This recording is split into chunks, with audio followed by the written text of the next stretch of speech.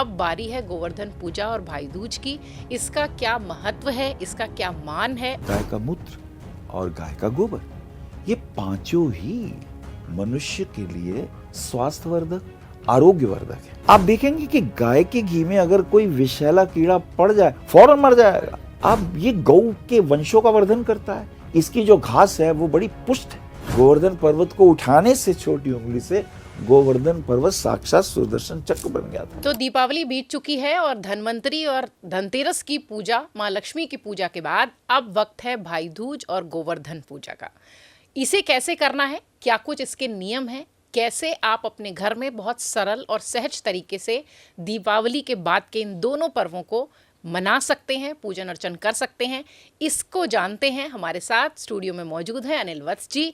लगातार दीपावली, धनतेरस, नरक चतुर्दशी, तमाम वो त्योहार जो पंचोत्सव के रूप में होते हैं, उन सब की जानकारी आप तक इनके माध्यम से हमने पहुंचाई है। अब बारी है दीपावली के बाद के इन दोनों पर्वों की। तो पंडित जी, बहुत स्वागत आपका। धनतेरस, दिवाली हमने मना ली है, अब बारी है गोवर्धन पूजा और भाई दूज की। इसका क्या महत्व है, इसका क्या मान है और कैसे सरल ढंग से इसका पूजन अर्चन हम सब कर सकते हैं? बहुत बहुत धन्यवाद आपका। सहजता के साथ, सरलता के साथ आपके पूछे गए प्रश्नों का मैं अपने विवेक से उत्तर देता हूं और आपके सभी दर्शकों के योगक्षेम की भगवान विष्णु से कामना करता हूं। देखिए, हमने धन्वंतरी पूजा, कुबेर पूजा, भगवती लक्ष्मी पूजन भी किया। उसके बाद नरक चतुर्दशी का भी हमने दीपक जलाने की बात कही। फिर हमने दीपावली पूजन के भी बातें करी और अब गोवर्धन पूजा। गौ के वंश का वर्धन कैसे हो, क्योंकि आयुर्वेद के आचार्य सुश्रुत जी ने और हमारे देव चिकित्सक जी ने हमें ये बताया कि गाय का दूध, गाय का घी, गाय का मक्खन, गाय का मूत्र और गाय का गोबर, ये पांचों ही मनुष्य के लिए स्वास्थ्यवर्धक, आरोग्यवर्धक है। गोवर्धन में भी गौवंश का वर्धन, गौवंश का वर्धन होगा तो हमें स्वभावतः दूध भी मिलेगा। और दूध में तो कैरोटीन तत्व होता है ना गाय के, उसका जो ऊपर कुबड़ निकला हुआ होता है, वहाँ सूर्यकांत नाड़ी होती है। तो भगवान सूर्य की रश्मियां वो सूर्यकांत नाड़ी ग्रहण करती है और वो ही पीलापन जो आरोग्यवर्धक है वो दूध में, गाय के दूध में मिलता है। हल्का पीला, पूरी तरह से वैज्ञानिक। मैं हर चीज को गाय का दूध ही क्यों, बिल्कुल, ये इसलिए। और वो हर प्रकार की आरोग्यता को देने वाला है। बहुत से अरिष्ट अनिष्ट के अलावा दैहिक, दैविक, भौतिक तीनों तापों को हरण करता है। उससे श्रेष्ठ है लस्सी, लस्सी से श्रेष्ठ है मक्खन, मक्खन से श्रेष्ठ है घी। ये पंच तत्व गाय से निकल के आए।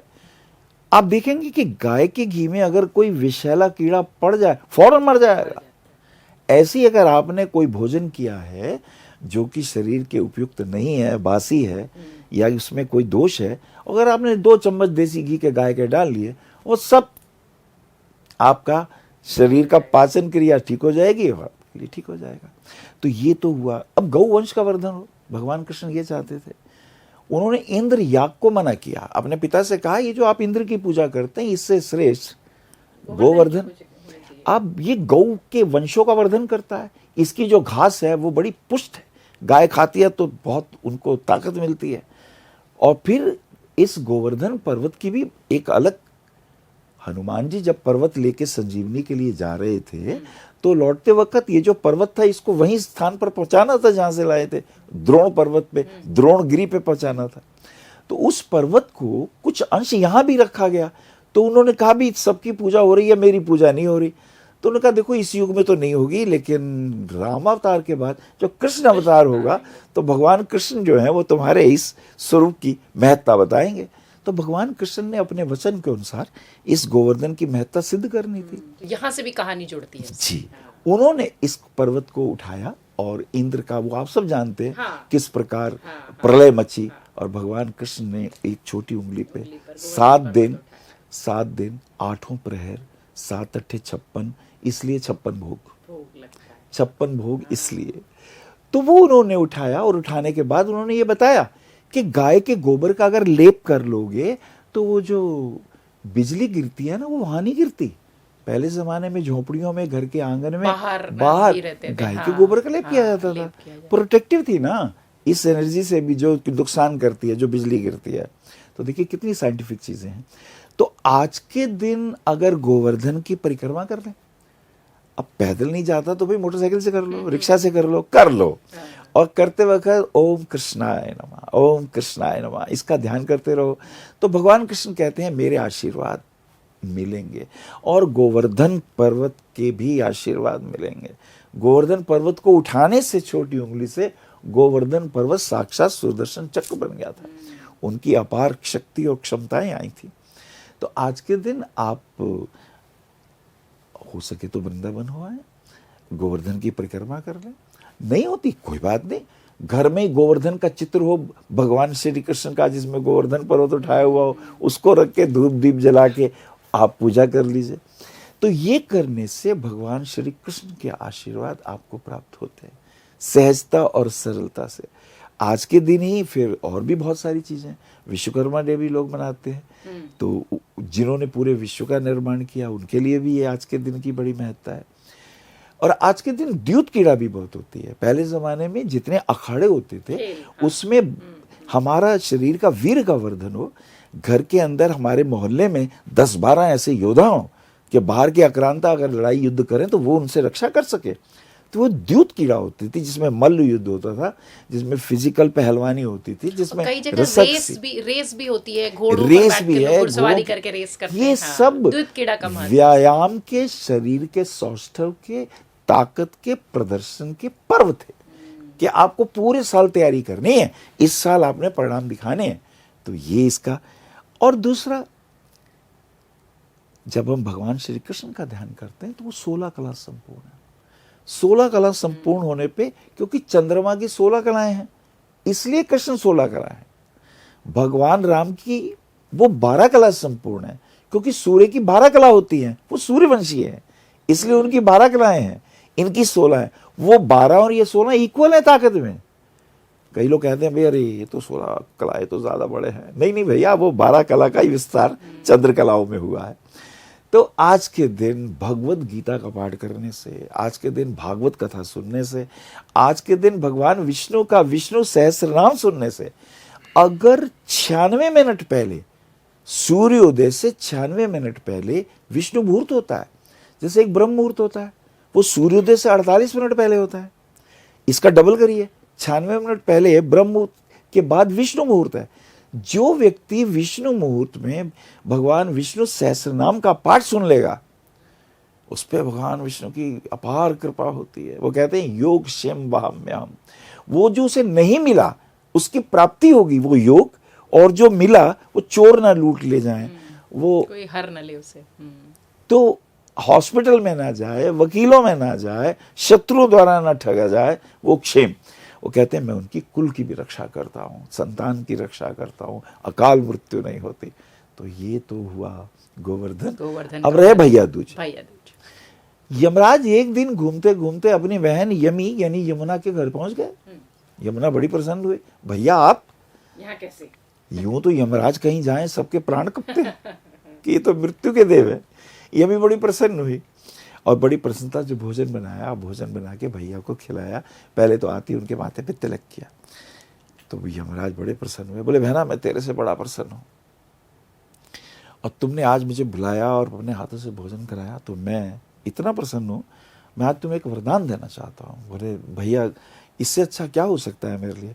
बोले आज के दिन जो भाई बहन के घर जाके बहन के हाथ का पका हुआ भोजन ग्रहण करेगा और बहन के ये अंगूठे से तिलक भाई को बहन करेगी, तो बहन के घर में अकाल मृत्यु नहीं होगी, रोग नहीं होंगे।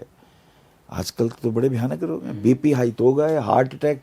वो क्रिकेट खेल रहे हैं, जिम कर रहे हैं और जवान बच्चे गिरे जा रहे हैं। बोले तो अकाल मृत्यु का भय खत्म हो जाएगा।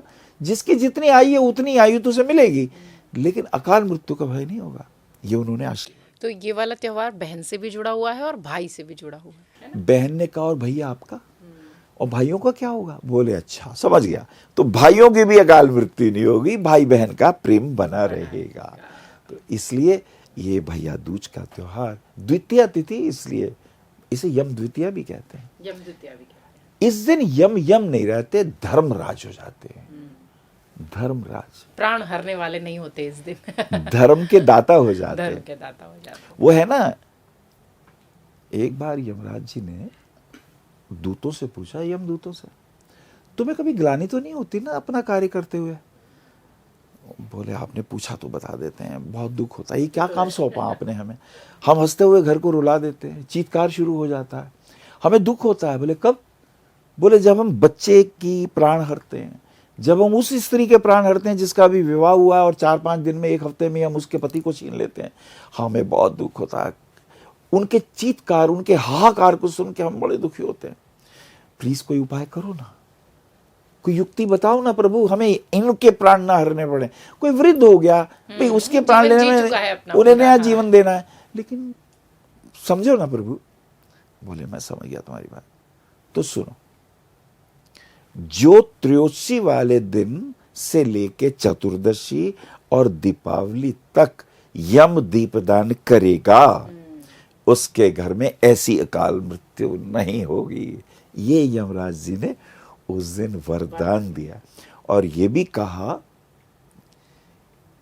कि प्रभु और कोई तरीका? बोले हाँ, आज के दिन अगर बहन भाई के तिलक कर दे तो भाई बहन के घर में, किसी के भी घर में अकाल मृत्यु नहीं होगी। टीका करने, इसीलिए तिलक करने का ये महात्म है, यानी यमदीप से लेके तिलक तक। तो ये पूरा जो एक तरीके से कह लीजिए कि इस महीने का जो सबसे पवित्र जो वक्त है वो यही है, जो कि धनतेरस से शुरू हो जाता है। और मुझे लगता है कि धनतेरस से लेके भाई दूज तक की जितनी भी पूजन विधि है वो सब हमने आप तक पहुंचाई है। इस पंच महोत्सव का महत्व भी आप तक पहुंचाया है, इससे जुड़ी कहानियां भी आप तक पहुंचाई है। फिर भी अगर आपका कोई सवाल रह गया हो तो कमेंट बॉक्स आपके लिए खुला हुआ है। अनिल वत्स जी, आपका बहुत शुक्रिया। ऐसे ज्योतिषाचार्य जब होते हैं ना, तो वाकई में धर्म और वैज्ञानिकता कैसे कनेक्ट होके जवाब में बदल जाती है ये पता ही नहीं चलता। बहुत शुक्रिया आपका हमारे दर्शकों के तमाम सवालों के जवाब के लिए। धन्यवाद। अगर आप ये वीडियो YouTube पर देख रहे हैं तो हमारे चैनल को सब्सक्राइब कर बेल आइकन दबाएं, और Facebook पर देख रहे हैं तो हमारे पेज को लाइक करें। 8 मिलियन प्लस सब्सक्राइबर, आपके इस भरोसे के लिए बहुत धन्यवाद।